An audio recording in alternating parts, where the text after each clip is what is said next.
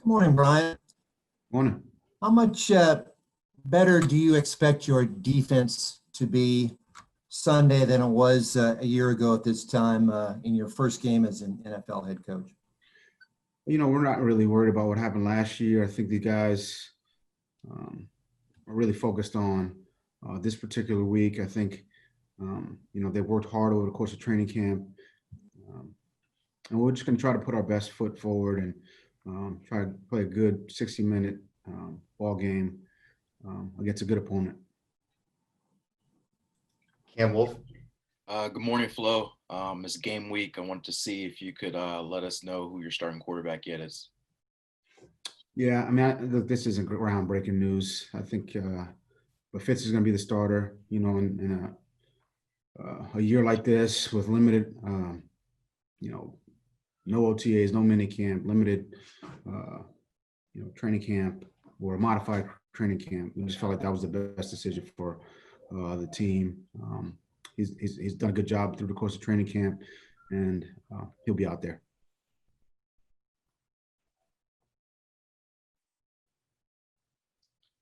All right, guys, if you want to use the hand, there we go. Cam. Nobody else wants to talk this morning. I wanted to ask, I guess we saw you guys obviously made your roster cuts. How do you plan to use those two practice squad spots? I know that this year there's the rule change where you can use those two practice squad spots to have guys active. Have you guys started to have discussions on how that will be used? Yeah, once that rule was put in place, with the new CBA, it's something we talked about, as a staff, myself, Chris, Brandon, Marvin, and the coaching staff. And man, it's an interesting, that flex, being able to flex up a practice squad player. It's something that, I think, a number of teams are going to use. We talked about it. We may use it as well. So we've had discussions. It was really case by case and week by week. And, a lot of it depends on the game plan. So we'll try to, without giving too much away here, we'll use it when we need it. And if we don't, we won't use it. Barry. Hi, Brian. Just wanted to ask you about what appealed to you about Lynn's skill set in the trade with the Raiders and just the possibilities you have now with two exciting former college quarterbacks who can do a lot of things. Does that intrigue you, having two of those types of players? Well, it's two young players that have a lot to learn. Haven't played in the National Football League, don't know the speed of the game. They've got a long way to go. So I'm excited about both Lynn and Malcolm from a talent standpoint. They're tough, they're competitive guys. It's important to them. As far as Lynn, obviously we did a lot of work on him pre-draft, and when the trade was an option here, we did a lot more work. So we're excited about having him join our team, and once he gets here, there's a lot that he's going to have to do. He's not going to just jump out there and start playing. He's got to learn how we do things around here. It's obviously a new environment. He doesn't know where our facility is. He's not going to know where the meeting rooms are, the training room, the weight room. So he's got a lot to learn in a little bit of time. He's excited. We're excited to have him. We're excited to have Malcolm also, and a lot of guys in this rookie class. So we look forward to working with all the young guys and really everyone on this team. And hopefully, but this week obviously we're locked in on the Patriots. We're trying to have a laser focus on that. But at the same time, getting guys acclimated and trying to develop them is always at the forefront. Josh. Hey, Flo. With a few defensive players who were here last year, this past week, a lot of them, talked about Kyle Van Noy and just having him around and the familiarity with you and terminology, personnel, et cetera. Just have you been able to see that in camp and just heading into week one, the importance of having Kyle here early on? Yeah, obviously we're excited about Kyle. We're excited about a lot of guys on the team, offense, defense, and special teams. I think Kyle's history with me and history with the the defense has been helpful. I think I would say in a lot of ways because he and I have been together so long. It's good for other guys to hear that I haven't changed. I coach guys hard. I'm demanding. I'm still that way, and I'm going to be that way. So I think for a lot of guys, it's when Kyle says, "Yep," he's losing it, but he'll get back here and give him 5 minutes. So I think that part of it's been good. And whether that's Kyle or Landon, and I would say some of these the guys that were here a year ago, they understand that too. Not that I lose it all the time, but I am passionate about coaching, passionate about getting guys better, and it's something that I love coaching. So it's great to have Kyle, great to have Kyle and really a lot of the other guys defensively, Bobby McCain, Gotchow, Bake. So I'm excited about that group, and we got to put together a good week to play against a really good football team, and I think we'll do that. Hal? Hello, Brian. I know we are just minutes away, literally, from the first depth chart of the season being revealed. What can you tell us about which starters are going to be listed as first team, and what gives you confidence that they're ready to start right away?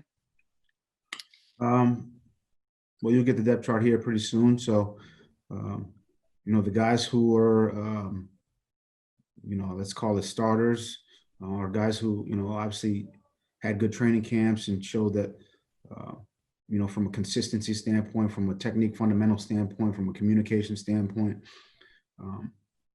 they were ahead of some other guys. Again, that initial depth chart, I wouldn't put too much into that. There's so many groupings. What grouping are we talking about? Are we talking about 12 personnel, 11 personnel, 20 personnel, 10 personnel, big nickel, little nickel, dime? So I'm not into the whole starters, backups. I think, in football, you got 11 guys on the field, a lot of different groupings. I would say this year specifically, with no preseason games, we're going to see a lot of guys who are playing. Every rep counts, every snap counts. So I don't really put too much into, hey, this guy's the starting this or the starting, right guard or left guard or defensive tackle. So, you'll get it here in a little bit, and I'm sure you guys will, take a long, hard look and, write about who's starting, who's not. But I think we'll see a lot of guys playing in a lot of different groups. Joe Shad? Good morning, Brian. Last year, you guys were able to get a young backup quarterback reps in the first few weeks, even though he wasn't starting. Might you and the staff approach that scenario this year? Well, we're going to do what we feel is best to try to win the game. That's going to be our approach every week. But I would say, if the young players get reps in the game, then that's good. If they only get reps in practice, then that's what it is, and we have to make do with what we have.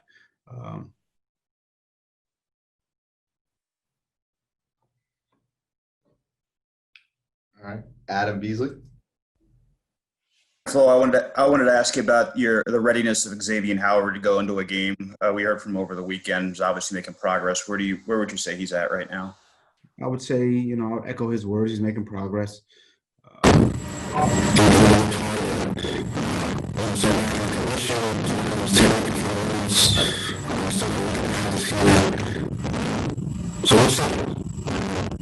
Obviously, look, Xavier's health is very important to me, and I mean, I know everyone's excited about game one, but we got to take let's call it you got to look long term as far as the overall 16 game season. And, that's, with Xavier, but that's with, everyone. So, that's the approach we'll take. We're not going to rush anyone, but if a guy's ready, we'll let him, he'll be out there. So. Steve Wan. Locking in on the Patriots, Brian, how different is it to prepare for a Patriots team that does not have Tom Brady at quarterback?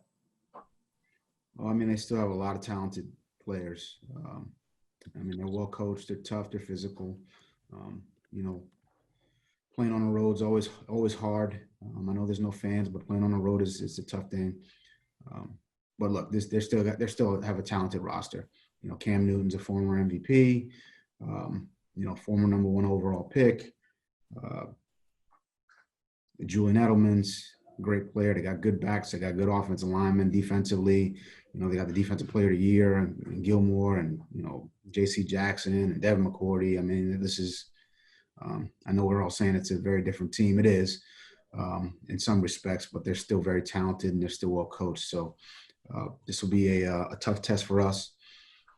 We've got to have a good week of practice, good week of preparation, and go up there and try to play a tough, smart football game. All right, we got time for one more. We'll go to Cam Wolf.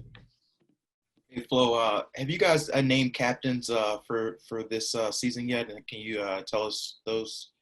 If so. Yeah. Yes, we named captains the other day. Players voted 2 on special teams: Clayton Fedulum and Kayvon Frazier. 3 on offense: Ryan Fitzpatrick, Ted Karras, and Jesse Davis. And 3 on defense: Bobby McCain, Kyle Van Noy, and Landon Roberts.